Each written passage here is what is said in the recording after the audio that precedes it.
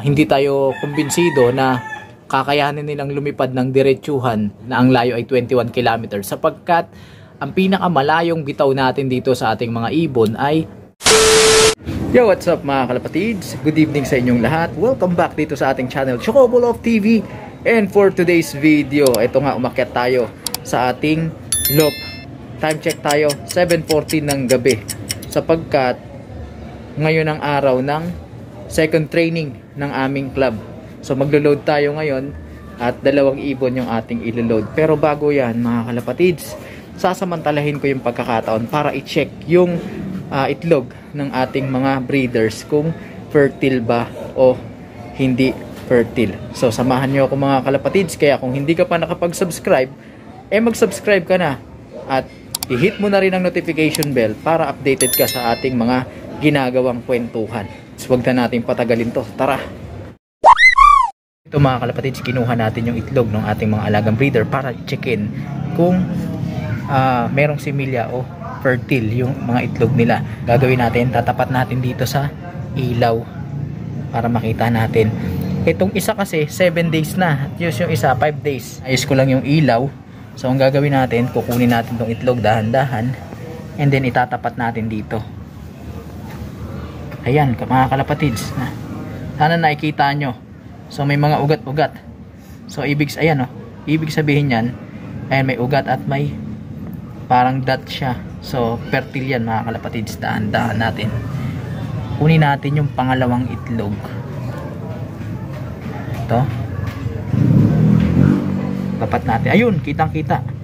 Fertile mga kalapatids. So buhay yung ating mga itlog. O yung buhay yung itlog ng ating mga breeder. So ibabalik ko na to mga kalapatids para hindi na ma-stress yung ating mga alaga.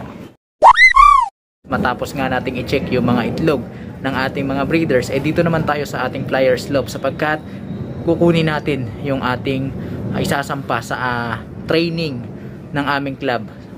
Pangalawang training na ang bitaw, kung hindi ako nagkakamali, ay sa Angono Rizal. Ito na nga yung ating mahiwagang kahon, dyan natin sila ilalagay.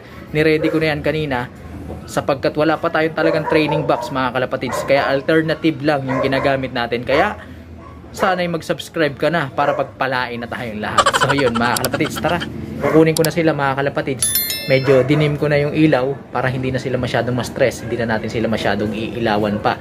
Pero siyempre, bago natin sila ilagay sa kahon, isasamantalahin natin yung pagkakataon na bigyan sila ng multivitamins tsaka calcium. Para kahit papano, kapag ka nangapak sila doon sa lugar, meron silang kahit papaanong lakas sa kanilang katawan. Mga ngapapa kasi yan mga kalapatids, kasi ito yung first time nila na lumipad ng medyo malayo mga kalapatids. Kung hindi ako nagkakamali, 20 kilometers yun. Na-miss natin yung first training na 10 kilometers. So ito 20 kilometers, doble agad.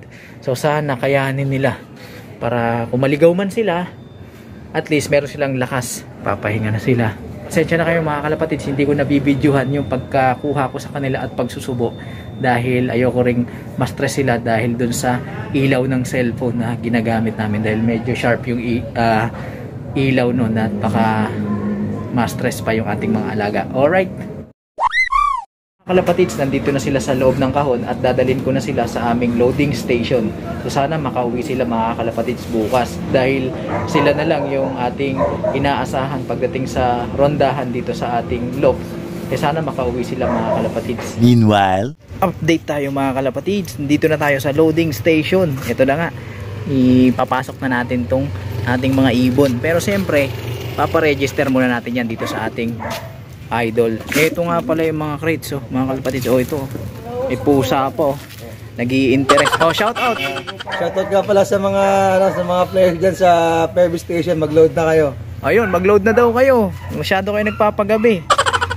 Busy pa yata sa mga trabaho yung mga tropa natin. So ito, gaganda. So ito yung crates.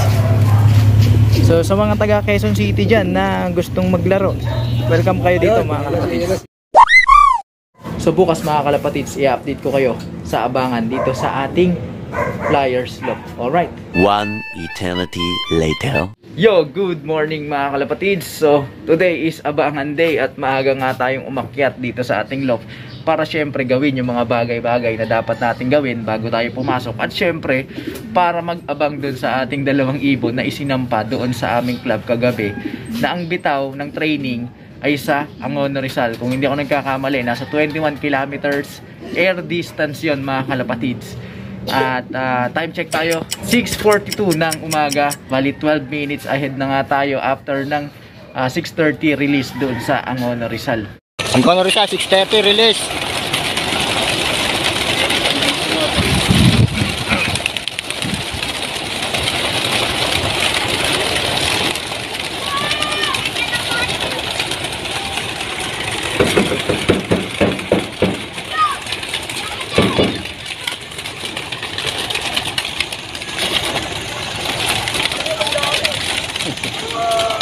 Habang hinihintay nga natin yung ating mga alaga, i-check muna natin yung mga alaga nating naiwan dito sa ating kulungan, at gagawin na rin natin yung mga bagay na dapat natin gawin bago tayo pumasok ng trabaho. So samahan nyo pa ako mga kalapatids, tara!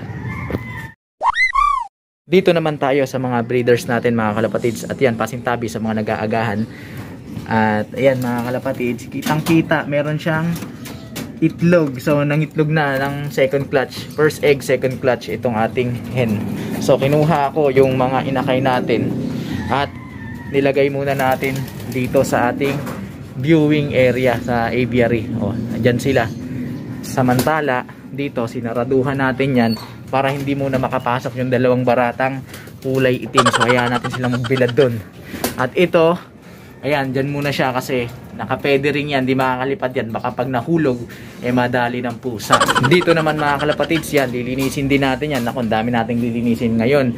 Pero okay lang yan habang hinihintay natin yung ating mga alaga na umuwi. So samahan nyo pa ako mga kalapatids. 75 years later. Update tayo mga kalapatids. Nakapaglinis na nga tayo ng ating flyers loft. Pero syempre, reasonably clean lang yan mga kalapatids. So balik tayo dun sa ating abangan mga kalapatids. So base nga dun sa forecast, wala na sa 700 speed yung ating mga alaga. Time check tayo, 7:05 na. Pero okay lang yun mga kalapatids, dahil alam natin na mangangapa yung ating mga alaga. First time nilang lumipad ng ganong kalayo, sapagkat yung ating pinakamalayong markings ay 5 kilometers lang mga kalapatids.